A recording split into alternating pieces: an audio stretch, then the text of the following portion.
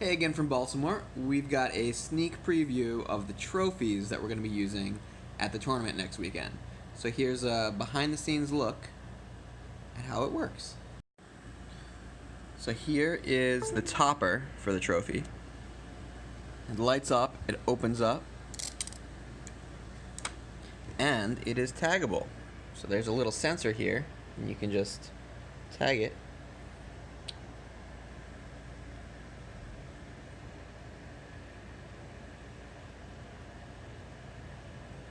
Change the colors. So this sensor here is going to be embedded into the surface of the wooden part of the trophy.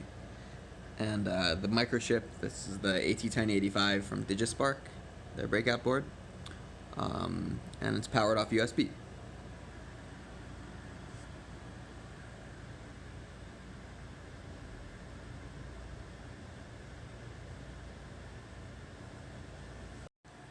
You can stop watching now if you don't care about the code, but I'm going to just quickly go through how it works. We're setting stuff up here, so this is like the initial value of the the trigger for the sensor is very high, and if that drops below this number, then it'll change the gate. We're setting up the LEDs and the pins we're using.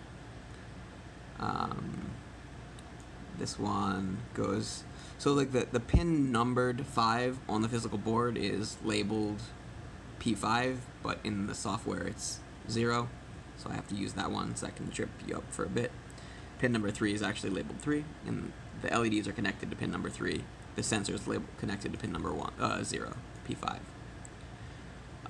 This is, we're setting up that pin for input, number 0 or P5, and then number 3 for output, and then this turns the LED to white, so it starts out as like the neutral unclaimed gate, and then this makes the light up, and then in the loop it's always reading the sensor value, and that's the resistance of the photocell. If that value is ever below the threshold value, which we have at 700, then it will initiate like the gate tagging sequence. So this is changing the counter, and if that counter is odd, then it's going to change it to blue, and it's going to blink it 3 times. So it's like this loop it goes through 3 times. Changes to blue, then black, then blue, then black, then blue, then black 3 times.